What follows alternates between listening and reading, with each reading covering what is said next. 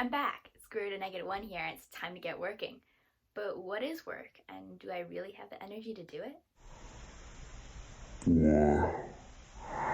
Today we'll talk about work, energy, metabolism, and efficiency in the human body.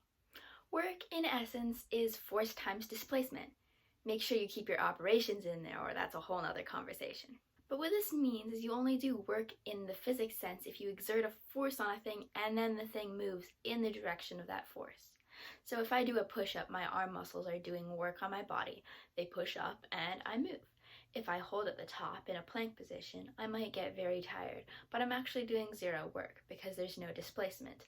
If I then let myself completely collapse, I'm doing zero work again because I didn't exert a force. Instead, gravity is doing work on me, pulling me downwards. But if instead I slowly lowered myself down, I'm now exerting a force upwards while moving downwards. That means I'm doing negative work, just as gravity was doing negative work as I pushed up. Now say I decided to stay down and pull myself along the floor with my hands. Gravity is clearly necessary for this, as without it I wouldn't be able to push into the floor and create friction without pushing myself into the air. But gravity isn't doing any work, positive or negative, as my motion is completely perpendicular to it. If I did the same thing on a hill, gravity would do some work, but relative to the angle between its force and my motion. There's another way to define work, though, as a transfer of energy. Energy, then, is the capacity to do work, which I have less and less of being stuck at home like this. There are several different types of energy. The main divisions are kinetic energy and potential energy. Kinetic energy is the energy of motion. As I raise myself in my push-up, my body temporarily has kinetic energy. At the top, I pause and have zero kinetic energy. So where did it go? It didn't disappear. In fact, energy is always conserved. It can't be created or destroyed, but it can be transformed into different types. Another type of energy is potential energy. At the top of my push-up, I have some gravitational potential energy. If I were to release myself, that potential would be converted into kinetic and I would fall. Another type of energy is chemical potential energy. Your muscles store chemical energy so that it can be expended in motion. At the bottom of my push-up, I have no kinetic energy and very little gravitational potential relative to the floor. Obviously, you could open up a gaping pit and then I'd have more gravitational potential. What I do have, though, is chemical potential energy, which I convert to give myself kinetic energy to push up, ideally. So chemical to kinetic to get up, then kinetic to potential, then potential to kinetic going back down. But what happens when you get to the bottom again? Do you magically regain chemical energy at the bottom of a push-up? Well, do you feel like you do? And why do you feel like you're losing energy when you're just holding a plank position even? I mean, there's no kinetic energy there and your potential's not changing, so where's it going? The answer is thermal energy. Thermal energy is really just kinetic, but microscale. Each of the molecules of your body starts squirming around more and more and nudges each of the air molecules next to it, exuding some of that heat. And then you start to sweat, and some of the energy goes into converting sweat into a gas. We'll talk about that in a moment. Because of heat, we are constantly losing energy as thermal energy. Every muscle contraction converts some energy to kinetic, but also some to thermal.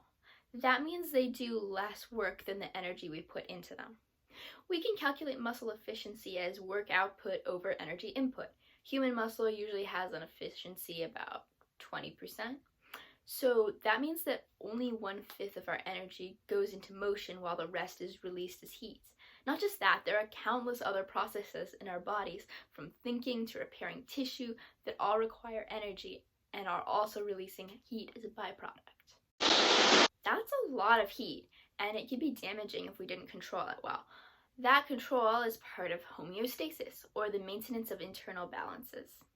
Our internal controls work so well that even intense exercise only makes your body temperature fluctuate by a degree or 2 Fahrenheit. So how do we control heat? If we're cold, we can always burn more stored energy in the form of brown fat. This energy is used for absolutely nothing other than producing heat. You can also perform an arbitrary motion that releases excess heat, i.e. shivering. The other way, in addition to producing more heat, is obviously trapping more heat. Goosebumps. The rate of energy transfer through a material such as your skin is described as thermal conductivity times the cross-sectional area times the temperature difference divided by the thickness of the skin you're passing through. where K depends on the material. Your skin is somewhat conductive, but what really isn't is air. Normally air is free to move around, taking its heat with it, but if you trap the air, you can have a layer of insulation.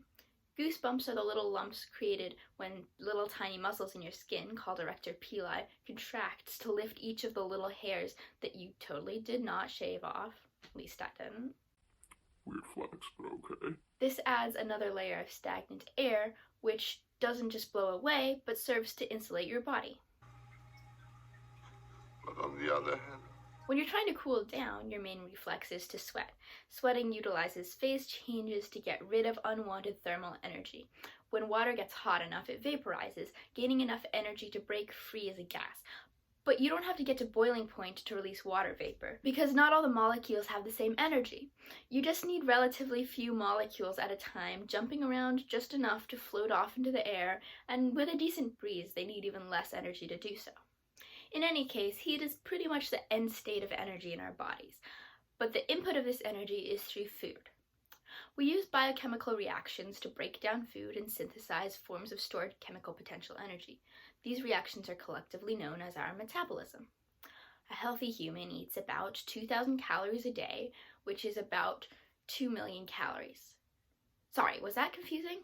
The units of energy we use on food packaging, uppercase calories, are actually equivalent to 1,000 lowercase calories, which are still sometimes used in regards to thermal energy, even though the SI unit is the joule. In any case, that's why the abbreviation for food calories are kcals. You're constantly burning energy, probably around 60 kcal per hour, depending on your body mass, age, genetics. When you do exercise, this is additional energy on top of that basal metabolic rate. The organ that uses the most energy, though, is the brain, at only 2% of your mass, or maybe less since it's you. Just kidding. Your brain claims a whole 20% of your resting energy. So this brings up the question of life, the universe, and everything. Do we burn more calories when we think harder? The answer to the ultimate question of life, the universe, and everything. Well, sorry, bruh, but no. Studies show that you burn no more calories working through problem sets for calc-based physics than watching stupid videos on YouTube of people falling on their faces. Well, so that's it for work and energy. I hope you learned something today, or at least had as much fun as I did. By the way, thanks for telling me how bad my camera quality was. I think it looks better now. Yeah? Anyway, I love it when you guys give me feedback either in the comments section or by carrier pigeon or by really any method other than a rock through my window. You can also give YouTube feedback on how awesome my videos are by hitting the like button, and you can show your friends how awesome they are by sharing the link. Hope to see you next week with your friends to talk about how our lungs breathe, our hearts beat, and also how we go pee-pee. Okay, back to work. But you